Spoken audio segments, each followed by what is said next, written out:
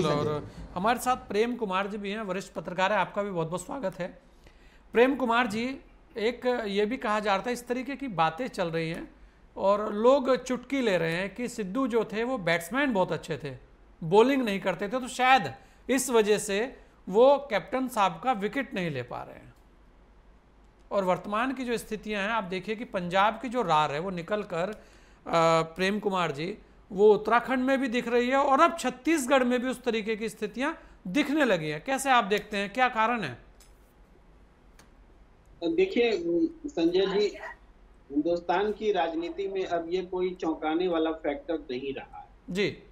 अब है कि कांग्रेस चूंकि अपने ऐसे काल में है जबकि सबसे कमजोर स्थिति में है, तो हम सारे लोग कांग्रेस की मीमांसा करने बैठ जाते हैं।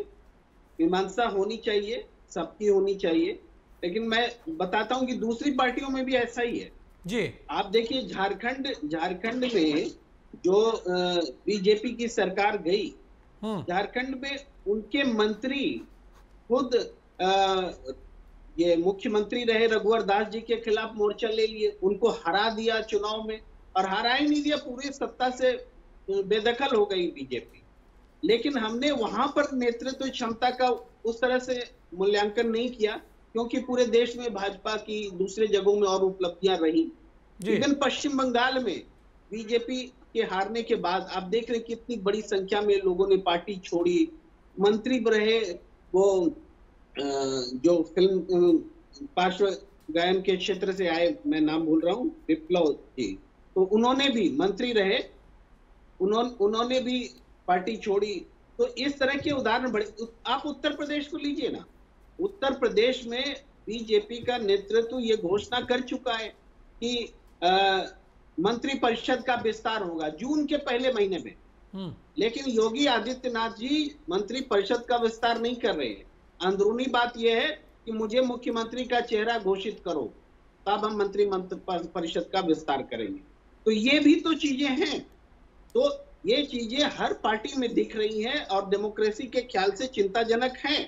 कांग्रेस, अगर पंजाब में ऐसे दृश्य पैदा हो रहे हैं जिसमें कि कांग्रेस के वरिष्ठ नेता, पार्टी के अध्यक्ष, उनके सलाहकार कुछ ऐसा बोल जा रहे हैं जिसमें कि पार्टी आहत महसूस कर रही है, तो ये परिस्थिति है। हालांकि इस्तीफा लिया गया, ये बहुत अच्छी बात है, लेकिन इससे पहले तक तो एक डिसीजन भी नहीं आ पा रहा था। उत्तराखंड और छत्तीसगढ़ का उदाहरण है। प्रेम कुमार जी, बिल्कुल आप बहुत सारी बातें सही बोल रहे हैं। हमारा मानना यह है कि वर्तमान की जो परिस्थितियां हैं, जिस तरीके से कांग्रेस, क्योंकि एक सार्थक विपक्ष और विपक्ष का होना, मजबूत विपक्ष का बहुत जरूरी है, तो ऐसे में जो सबसे बड़ा विपक्ष है, जो सबसे पुरानी पार्टी है, अगर उसके ये हालात रहेंगे तो बात तो होगी। हाँ, बात करने से बिल्कुल इनकार नहीं है, बिल्कुल इनकार नहीं है, पर मैं कह रहा हूं कि ये एक पार्टी की समस्या नहीं है जी। हिंदुस्तान के लोकतंत्र में जो दीमक लगा है, आंतरिक लोकतंत्र गायब है सारी पार्टियों से जी। कहीं संघ परिवार से के कहने पर मनोनयन होता है, कहीं पार्टी का आलाकमान होता है, कहीं परिवारवाद होता है, कहीं क्षेत्रीय छत्रप होते हैं। डेमोक्रेसी कहाँ है? नीचे के स्तर से जो आंतरिक लोकतंत्र होना चाहिए वो लोकतंत्र पार्टी से गायब है। तो ये इस रूप में हो रहा है कि जो जहां कहीं पैसों में ताकत है, जिनके पास जातिगत आधार है उस वजह से ताकतवर है, जिनके पास पैसे का पावर है उसलिए ताकत है, तो वो ताकतवर लोग अपने अपने तरह से पार्टी को अपने कब्जे में करने की कोशिश करते हैं। तो ये स्थिति बन रही है इन्हीं कारणों से कि आंतरिक लोकतंत्र जो है वो देश से खत्म हो रहा है, एक पार्टी से, बिल्कुल पार्टियों से खत्म। प्रेम कुमार जी ले लेते हैं, कांग्रेस के प्रवक्ता हैं हमारे साथ।